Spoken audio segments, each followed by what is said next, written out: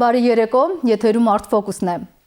Նա հրաշալի վոկալիստ է միևնույն ժամանակ փայլուն երաժիշտ։ Մի շարք նախագծերի հեղինակ է, ինչպես օրինակ Baby Concert-ը, մանուկների համար նախատեսված երաժշտական նախագիծը։ Նախագիծ է իրականացնում նաև 60-անց տիկնանց համար։ Նախաշ անսամբլի և Լուիս Կվինտետի արտիստ է։ Այսօր զրուցելու ենք Հասմիկ Բաղդասարյան-Դոլուխանյանի հետ։ Բարի երեկո։ Բարի երեկո։ Շնորհակալ եմ, որ այսօր մեր հյուրն եք, Հասմիկ։ Ես եմ շնորհակալ։ Հասմիկ, դուք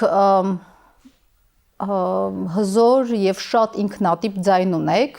և կարող էիք լինել մեր օպերային թատրոնի զարդը, սակայն նախընտրեցիք կամերային երաժշտությունը, այդ խորունկ ժանրը, հատկապես հոգևոր երաժշտությունը, ինչու և երբ այդ ընտրությունն արեցիք։ Շատ բավականին հասարակ պատճառ կար դրանում, քանի որ տարիներ առաջ հայտնաբերվեց, որ լուրջ խնդիր ունեմ աչքերիս հետ եւ ընդհանուր առմամբ բժշկի կողմից արգելք էր տրվում երգելուն, որովհետեւ գլխային ձայնը շատ ուժեղ վիբրացիաներ ազդում էր տեսողության վրա, իսկ աչքերի հետ ես այդ ընթացքում արդեն իսկապես շատ լուրջ խնդիրներ ունեի եւ որոշում կայացվեց իմ կողմից, որ եթե ես հնարավորություն ունեմ երգելու, ապա պետք է երգեմ հնարավորինս նուրբ եւ զգույշ, որ վնաս չպատճառեմ այդ ամբողջ համակարգին եւ սկսելով, որովհետեւ չի կարող չերգել, քանի որ միշտ որ ասում են ձեր համար երգելը ինչ է, միակ հարցը որ կարողանում եմ ասել ձեր համար շնչելը ինչ է, բնական ինչ որ մի նման, առանց որի դու չես կարող ապրել եւ արդեն շատ ներդաշնակ այ ուղիս եկավ այդ նուրբ երգեցողության հետքերով գալը բերեց այնտեղ ուր հայտնվեցի։ Ես համոզվեցի, որ ձեզ համար երգելը շնչելու պես մի բան է մեր եթերից առաջ, որովհետև անընդհատ ինչ որ մեղեդիներ էին հնչում, անընդհատ ինչ որ բան երգում էիք։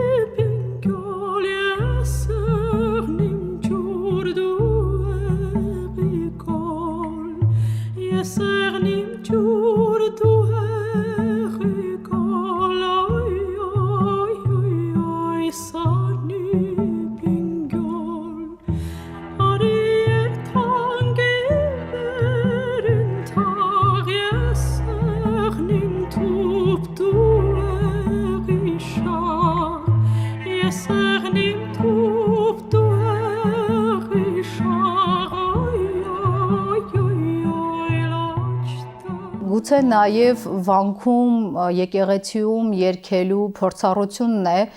մեկ անգամ փորձելը, հա, քեզ ակամայից բերում է այդ դաշտ, չի կարող չբերել այդ դաշտ, երբ իհարկե ձեր պես, հա, ինքնատիպ ձայն ունես եւ այդ ամբողջ երաժշտականությունը եւ այլն, այսինքն մեկ անգամ երբ երգում ես օրինակ Գեղարդավանքում եւ այդ զգացողությունն ես այդտեղ ապրում, երբ քո ձայնը բարձրանում է վերև եւ քեզ մոտ տպավորություն է ստեղծվում, որ դու զրուցում ես Աստծո հետ, այդ արձագանքն էլ երբ վերադառնում է քեզ, դրանից հետո կարծում եմ, երբ պետք է երկընտրանքի առջև կանգնես, ակամայից գալիս ես դեպի հոգևոր երաժշտությունը։ Հետաքրքիր ստացվեց այդ պահը, քանի որ երբեք մտքովս չէր անցնի, որ ես կարող եմ ընդհանրապես զբաղվել հոգևոր երաժշտությամբ, քանի որ ընդունվել էի կոնսերվատորիա, ուսումնասիրում էի օպերային եւ կամերային երաժշտություն, պարզապես մի օր շատ անսպասելի, երբեք էլ չի եղել, որ ընտանիքս շատ եկեղեցի է գնացել, տենց չեմ կարող ասել, ճիշտ է, տողմի պատմությունը շատ հետաքրքիր է, հիմա ես բացահայտում շատ բաներ, որի պատասխանը գտնում ես այդ պատմության մեջ, բայց իրականում այդ միջավայրը ընտանեկան երբեք չի եղել հոգևոր այսպես ուղղվածությամբ, երբեք եկեղեցի գնալը պրիորիտետ չի եղել տանը, եւ պարզապես ինչ որ պատահական մամայի հետ մտնում ենք Սուրբ Կաթողիկ եկեղեցի, որի երգչախմբային ընկերության կողքներ, որտեղ ես սովորում էի։ Եվ այնտեղ մտա եւ հասկացա, որ ինչ որ շատ ճիշտ տեղ եմ հայտնվել, անկախ ինձանից ես ոչ մտածել եմ, ոչ փորձել եմ տրամաբանել կամ պարզապես հասկացա, որ ես հայտնվեցի այնտեղ, որտեղ պետք է լինեմ։ Եվ հետո երբ արդեն կոնսերվատորիայի առաջին թե երկրորդ նախապատրաստական կուրսում էի, մի խումբ էր ձևավորված, որը խնդրեցին միանամ իրենց երգելով պատարագ Գեղարդավանքում։ Ես էլ ճիշտ ասած փորձ չունեի, մտածեցի հետաքրքիր կլինի նոր ինչ-որ միջավայր եւ սկսվեց։ Իսկ տոհմի հետ կապված ինչ պատմություններ եք բացահայտել, որոնք կապում են ձեզ նաև երաժիշտ արվեստի հետ։ Հետաքրքիր բացահայտումները սկսվեցին, երբ շատ եմ միշտ սիրել այդ տոհմական պատմությունները, ժամերով կարող եմ նստել եւ մեծերին լսել, թե ինչպես են պատմում ինչ-որ մի տոհմի պատմություն, ինչ-որ մի այսպիսի պատմություններ եւ ինձ համար հետաքրքիր էր շատ, երբ որ իմացա այդ ամենը, երբ սկսեցի խորությամբ ուսումնասիրել եւ տեսա, որ մամայից ամբողջ տոհմը, որոնք Երզնկյաններն են, Լորիս Մելիքյաններն են, բայց Երզնկյանների տոհմական վանք, այսպես ասեմ, դա Հաղպատավանքն է, որտեղ գրեթե բոլորը, այսպես ասեմ, մերոնք են տեղ են, բացի պապիկիցս, որը չհասցրեց պարզապես գալ Հայաստան, Մոսկվայում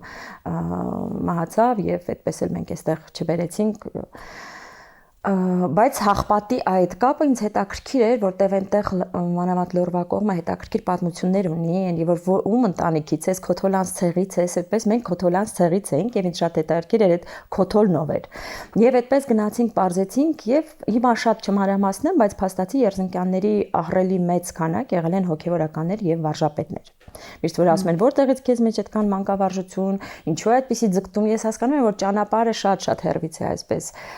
հյուսվում եւ ի վերջո ինչ որ որակական տալիս է տարիներ անց եւ այդ հոգեվորականների եւ վարժապետների որակը բերեց հասցրեց այստեղ բայց հաշվի առնելով այդ Լորվա կողմը, որ ավելի փափուկ, ավելի սենց փապկացնող բնույթ ունի, այստեղ խառնվեց պապայի կողմը, որը Դոլիխաններն են, Դոլուխանյաններն են, որը Սյունիք է ամբողջովին, այսպես հետաքրքիր խաչմերուկ ստացվեց, Լորվա եւ Սյունիքի խաչմերուկն եմ, բնիկ երևանցի լինելով։ Այո, իսկ Բաղդասարյան ազգանունն այդ դեպքում։ Բաղդասարյանը դա բոլոր հին ընտանիքները այդ պատմությունն ունեն, երբ ընտանիքի ամենափոքրիկները վերցնում են իրենց պապիկի անունով ստեղծված ազգանունը, որ պապիկի անունը շարունակություն ունենա։ Այդպես իմ պապայի բոլոր մեծ եղբայրները, քույրները դա Դոլուխանյաններ են, իսկ պապան եւ փոքր հորաքույրս դարձան Բաղդասար Դոլուխանյան Բաղդասարի անունով, Բաղդասար պապով դարձան Բաղդասարյաններ, որ Բաղդասար պապու ազգանունը նաեւ շարունակվի։ Բայց պապան միշտ էր երազում, ասում էր, խնդրում եմ, եթե դու մանավանդ այդ ոլորտում ես, մեր ազգանունը վերականգնի, որ երաշտական ոլորտում մնա։ Եվ իր խնդրանքները, որ ես արդեն Դոլուխանյանը որպես իմ հիմնական ազգանուն, բայց էլ չվերականգնեցինք փաստաթղթերով, քանի որ արդեն հայտնի էի դարձել որպես Բաղդասարյան, բայց պապայի մահվանից առաջ այդ խնդրանք, որ անպայման մեր իսկական ազգանունը թող լինի քո կողքին, այդպես իրականություն դարձրեցի, որ միշտ ասվում եմ Բաղդասարյան Դոլուխանյան։ Հետաքրքիր է շատ։ Հասմիկ, իսկ ինչպես կատարել հոգևոր երաժշտությունը, որ այն հնչի հնարավորինս աուտենտիկ եւ նաեւ անշուշտ դիպչի լսողի սրտին։ Այդ գաղտնիքը դեռ ոչ մեկ չի բացահայտել իրականում,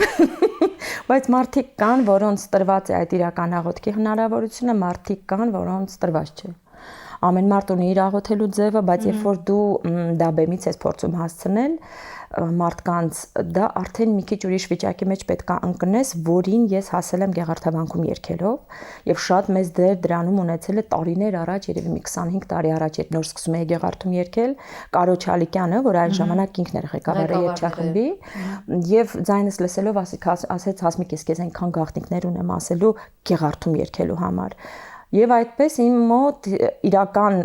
երկեցողության ուսումը անցել է Գեղարդավանքում հենց Կարո Չալիկյանի ղեկավարությամբ եւ նա սովորեցնում էր թե որտեղից դու ինչպես պետք է ձայնդ ինքդ լսես, ինչպես իրեն հասցնել, բնական ձայնի շնորհիվ իհարկե արդեն շտկվեց եւ առանց ավելորդ ինչ որ մտածելու դրա մասին, որտեղ ինչքան շատ փորձում ես մտածել այսպես գեղեցիկ երգեմ, այսպես անեմ, այդպես ավելի վատ է ստացվում, ինչքան դու փորձում ես բոլորին դուր գալ, շատ ավելի վատ է ստացվում։ Երգեցողության ձև կա, որը մաքսիմալ ազնիվ, մաքսիմալ ազատ ու առանց ավելորդ մտքերի, պարզապես երգում ես ու վերջ։ Դուք մատնանշեցիք Կարոչալիկյանի անունը, ձեր երաժշտական կենսագրության ընթացքում մի շարք երաժիշտների կոլեկտիվների հետ եք համագործակցել, հա, ինչպես Հայաստանի պետական կամերային երգչախումբը Ռոբերտ Մելքյանի ղեկավարությամբ, անշուշտ կոնսերվատորիայում ձեր դասախոսները, այժմ Նաղաշ անսամբլում եք, հա, Ջոն Հոդյանի հետ ակտիվ ստեղծագործական ընթացքի մեջ, անշուշտ կարող ենք հիշել նաև Վահան Արծրունու հետ ձեր հրաշալի նախագծերը եւ չմոռանանք նաև Լուիս Կվինտետը, բոլոր այս համագործակցություններից, որոնք են առավել մեծ ազդեցություն թողել Հասմիկ Բաղդասարյան Դոլուխանյան երգչուհու կերտման վրա։ Երևի այդ ամենը իրար շատ միախառնված է եղել, քանի որ երբեք նպատակ չեմ ունեցել աշխատելու համար։ Յուրաքանչյուր տեղ, որտեղ աշխատել եմ, յուրաքանչյուր անձ, որին ես հանդիպել եմ, միշտ ունեցել եմ իրենից սովորելու եւ նոր բան ձեռք բերելու համար։ Դա եւ եղել է Կարոն, որը ակունքների ակունքներ, հետո կոնսերվատորիայում դասախոսը Վիոլետան Եսայբեկյան, որը օպերային երգչուհի էր, բայց երբ նա հասկացավ, որ ես ավելի կամերային ուղղվածությամբ եմ գնում, շատ հետաքրքիր եւ շատ իմաստուն Միքայել արեց, որը երևի քիչ դասատուներ կարող են նման բան անել, նա ասաց, գիտես, ես հոգեոր երաժշտության մեջ ոչ մի բան չեմ հասկանում, բայց ես հասկանում եմ մի բան, որ դու հրաշալի ես դա անում, ես քեզ չեմ խանգարելու։ Ես պարզապես քո կողքին կլինեմ եւ կհասկանամ, եթե ինչ-որ մի բան կա, որ ինձ դուր չգա, ես պարզապես քեզ կփորձեմ ուղղորդել, բայց երբեք չեմ փորձի ազդել քեզ վրա, որ դու երգեցողությանդ ոճը փոխես։ Շատ քիչ մարդկանց է տրված նման իմաստություն, որտեղ իրականում ուսուցչի հիմնական միսիան է դրանում, երբ նա ոչ թե փորձում է իր աշակերտին իր նման սարքել, այլ աշակերտին ճիշտ ուղղով տանել, պարզապես ժամանակ առ ժամանակ, այնպես անելով, որ նա ուղղուց վերադարձնել, այո, եւ իր շնորհիվ իրականում ձևավորվեց շատ լուրջ այդ ներդաշնակ վիճակը հոգևոր երաժշտության մեջ, չեմ կարող չհիշել մայստրո Արաբեկյանին, որը մի ահռելի դպրոց էր ինձ համար, մայստրո Ռոբերտ Մելքյանին, որը կայացրեց ինձ որպես կոմիտաս երգող երգչուհի, որտեղ գրեթե ամբողջ հատորները կոմիտասյան, մենք մայստրո Մելքյանի հետ երգել ենք, ես չգիտեմ, երևի ուրիշ նման հնարավորություն, նման նուրբ մեկնաբանություն, ինչպես ունի մայստրո Մելքյանը կոմիտասի վերաբերյալ, գրեթե ոչ միտեղ ես հետո էլ չեմ հանդիպել, եւ ինքը շատ մեծ դեր ունի այն ոճի մեջ, որ ես երգում եմ կոմիտաս, շատ մեծ դեր ունի հենց մայստրո Մելքյանը։ Եվ յուրաքանչյուր մարդ, որին հանդիպել եմ, որին հանդիպում եմ, միշտ ինձ համար հետ ես կարծես այն ահավոր հետաքրքրասեր երեխա լինեմ, որը ոչ մի կերպ չի ուզում մեծանա, որտեղ յուրաքանչյուր տեղ ինչ-որ նոր բան եմ գտնում, ահավոր հետաքրքիր է, ու փորձում եմ այդ նոր բանը ինչ-որ նոր գույն տալ, նոր ձև տալու, որ դա գնա առաջ։ Երևի մի օր տարիներ հետո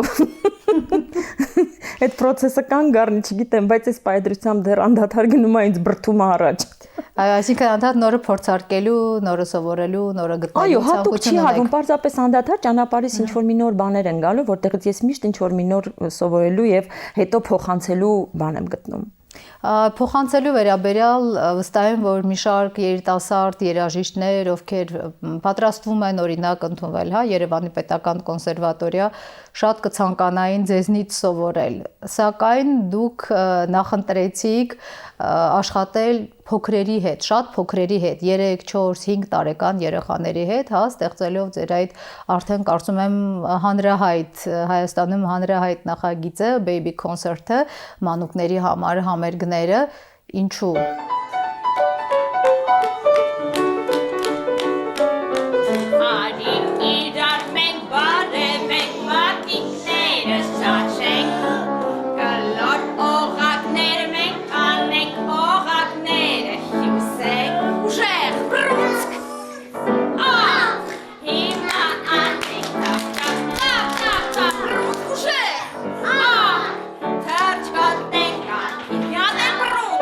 Brunsk!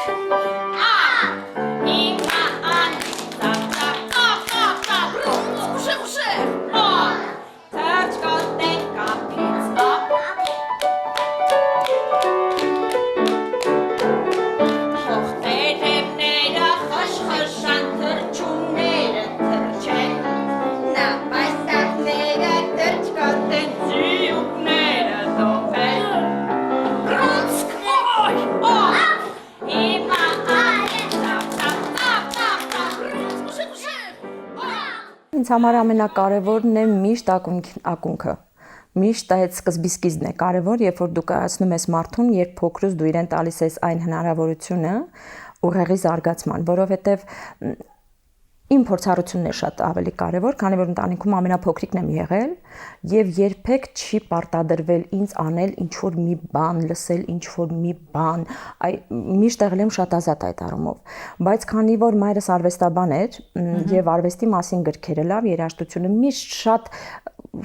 շատ հասարակ վիճակ է եղել դա մեր ընտանիքում, դա հատուկ չի արվել, որ երեխան սա պետքա լսի, որ այսպես լինի, դա այնքան բնական է եղել, որ հա ես սա պետքա լսեմ, սա պետքա նայեմ,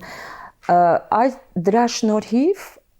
ինձ մոտ պահեր էին լինում, երբ ինքս անկախ ինձանից սկսում էի ինչ-որ երաժշտության տակ նկարել, մաման ասում է ինչ ես նկարում, ասում էի երաժշտություն, то есть դա շատ բնական վիճակ է եղել։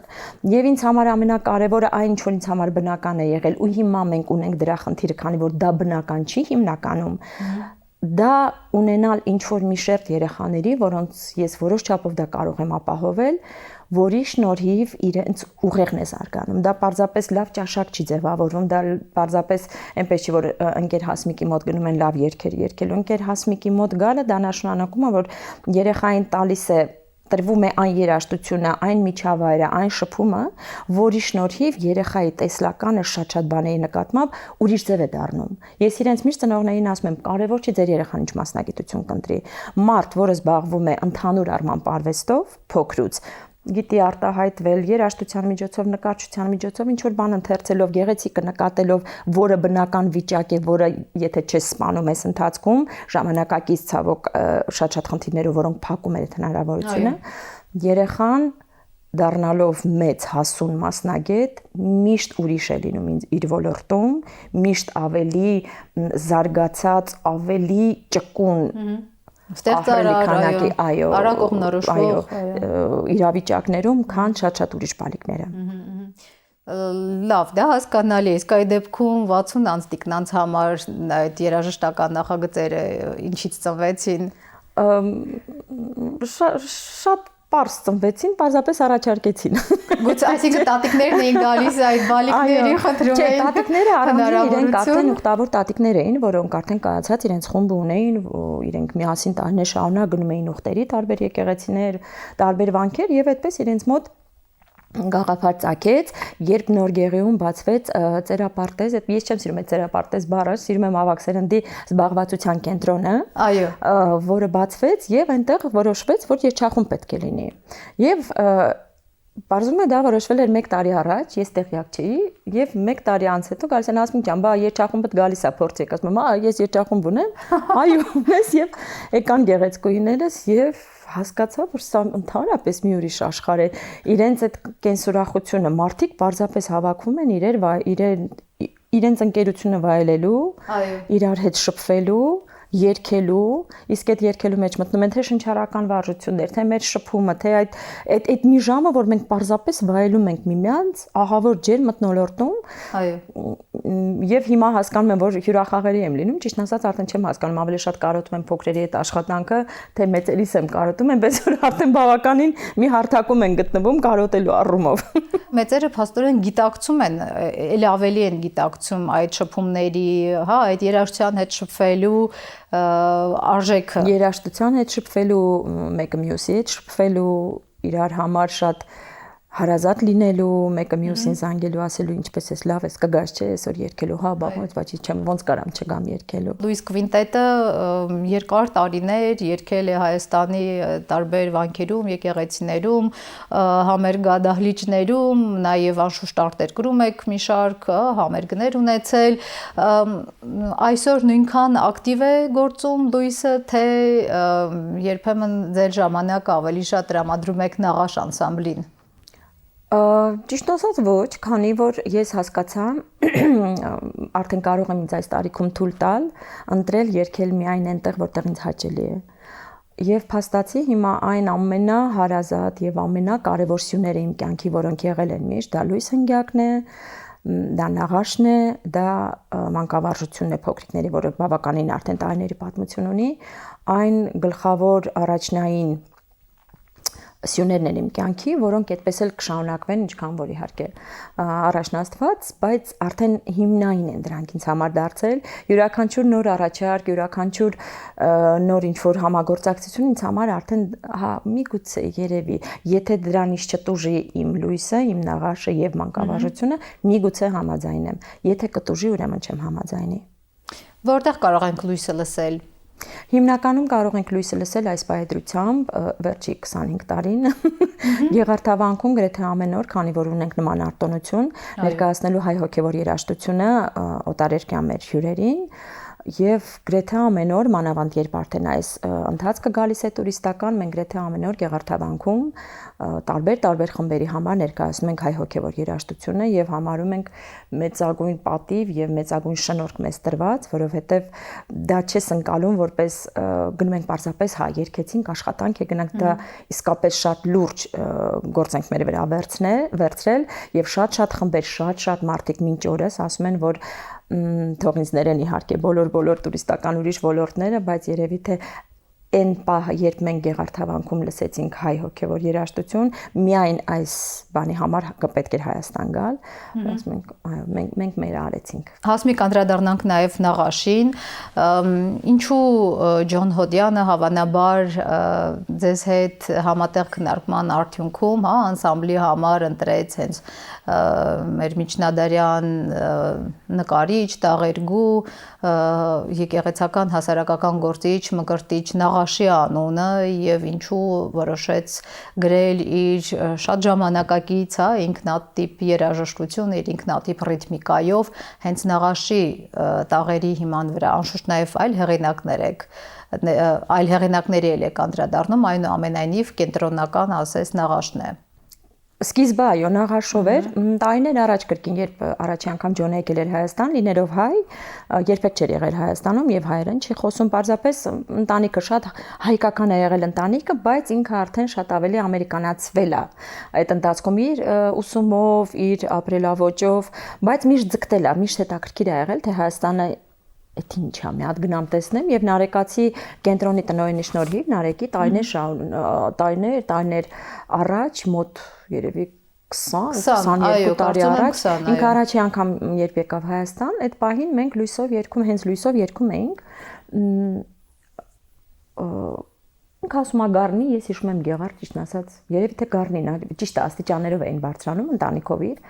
եւ մենք այնտեղ փորձ էինք անում եւ իր պատմելով ասեց ես լսեցի իմ կյանքի ամենագեղեցիկ հնչյունը, որ ես հասկացա, որ ես պետք է գողանամ այդ հնչյունները եւ դարձնեմ իմը։ Ու երբ արդեն մոտեցավ ասեց գիտեք ես պետք է ձեր ձայնը գողանամ նա իմն է, ես իմն է, ասեցի հա, եղավ ստեսություն կհանդիպենք, հա, այսպես գնացի, չպատկերացրեցի թե ինչ է սա դառնալու եւ ինքը արդեն կապի դուրս եկավ որ ես պետքա գտնեմ այն տեքստը որը համապատասխանում է ձեր տեմբրի գույնին ձեր ձայնի գույնին այո եւ բավականին երկար դա տևեց երբ նա մի անգամ ասեց որ ես գտել եմ ու ասեց մկրտիչ Նաղաշ դե ավտոմատացի հաստատ միգուցե Նաղաշ Հովնաթան ասեց չէ ինչ Նաղաշ Հովնաթան մկրտիչ Նաղաշ եւ Ջոնի շնորհիվ եմ իմացել մկրտիչ Նաղաշով որ դա 15-րդ դար Առաջի հոգեորականը, որը անդրադարձել է աքսորի թեմային, 15 գլուխ էր թողել, ֆանտաստիկ գլուխներ են, որտեղ ինքը նկարագրում է աքսորում ապրողի հոգեբանությունը ամբողջովին, շատ յուրահատուկ,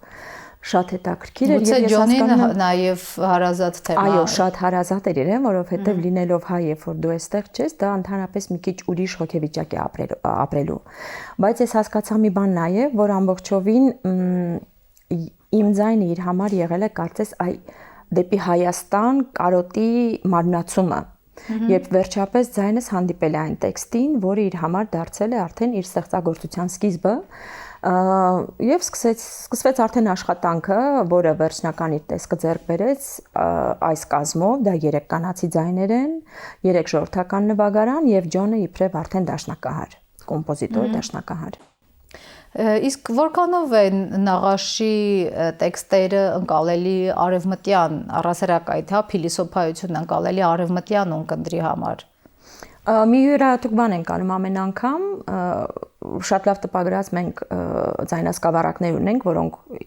իսկապես որպես կոլեկցիա են մարդիկ հավաքում իրենց մոտ։ հրաշալի տպագրությամբ, Հենտ Մկրտիչ Նաղաշի նկարներով մեջը, իր ամբողջ այդ քնարերգությամբ, յուրաքանչյուր դահլիճ, որտեղ որ մենք լինում ենք, իսկ մենք լինում ենք ահռելի քանակի երկրներում, դա երևի թե արդեն մոտ մի 40 երկիր, ամեն մեկում չեմ էլ կարող շատ հաճախ ասել արդեն քանի անգամ ենք եղել,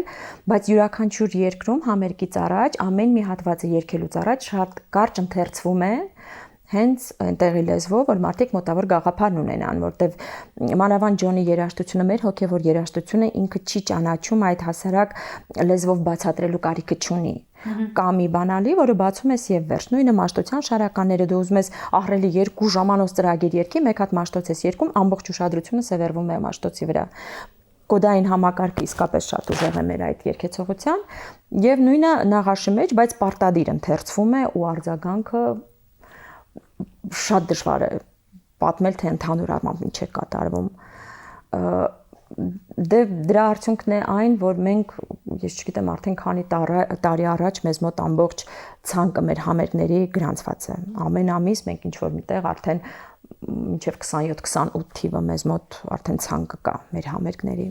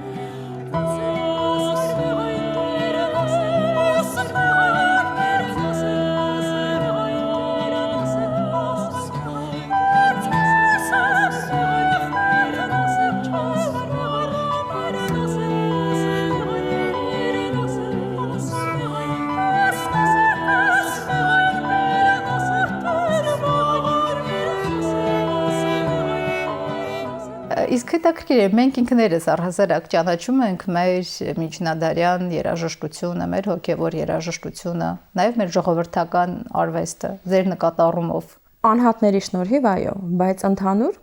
առումով միգուցե դա մեր դարավոր խնդիրն է եղել, որովհետև դա նորություն չի։ Անհատների հաշվին մինչ օրս այս ամեն ինչը կա, գոյատևում է ու մեկ-մեկ աբսուրդային մակարդակի է հասնում, որ ասում ես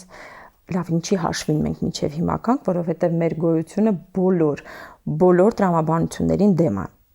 Բայց փաստացի արի ու տես, որ ինչպես ասվում է, եթե գրեթե մեկ հոգին լինի, որ դեռ կաղոթե ես ազգի համար, ուրեմն ազգը դեռ կլինի, կա նման բան։ Բայց այս կոնտրաստը, որ մենք մեր մեջ ունենք, ամբարիշտ, իրար չսիրող, միգուցե այդ կոնտրաստն էլ է ինչ որ դեր խաղում նրանով, որ մենք ինչ օրս կանք, ես չեմ կարող ասել, բայց աբսուրդի հասնող աշխարհին դեմ գոյություն ունեցող ազգ ենք, որը եթե ինչ օրս կանք, ուրեմն նշանակում է էլ վերջել պիտի լինենք, էլ տարբերակ չունենք։ Նայեք, հիմա փոքրիկներին նշեցինք, ամենամեծերին նշեցինք, միջին տարիքը չնշեցինք, բայց իրենց համար էլ ունենք հատուկ նախագիծ, որը կոչվում է Երգում են Կոմիտաս, ու պետք է տեսնեք, թե ինչ մարդիկ են հավաքվում, ինչ մասնագիտություններ, ինչ հետաքրքրություններ, ինչ ինտելեկտուալ տեսակներ գալիս են, այո, մենք ուզում ենք Կոմիտաս, մենք ուզում ենք մեր երաժշտությունը ճանաչենք։ Մարդիկ կան, որ գիտեն, կարոտից են գալիս, մարդիկ կան, որ չեն ճանաչում, վերջապես կա հնարավորություն, մենք երգենք, հասկանանք, մենք էս ինչ ենք մեզանից ներկայացնում, եւ անդադար խմբերը արդեն բացվում են, որտեղ գրանցվում են մարդիկ, գրանցվում են եւ սա էլ է արդեն դառնում ինչ որ մի շատ կարեւորագույն գույն մեր իրականության այս գունապնակի մեջ։ Ձեզ լոֆթում պետք է փնտրեն։ Այս պայծրությամբ ինձ կարելի է գտնել ամենտեղ իրականում, բայց ավելի հիմնային լոֆտում, որտեղ իրականացնում են փոքրիկների համար համերգները եւ տարբեր նախագծեր, բայց հիմնական վայրս հիմա իբրև մանկավարժություն, դա երկաթեղ ստուդիան է, որը Տիգրանուհի Հովհաննիսյանի ստուդիան է, որը մի քանի տարի առաջ ինձ հրավիրեց եւ մենք իրար գտանք պարզապես, թե որպես մարդ տեսակ, թե որպես գաղափարակից,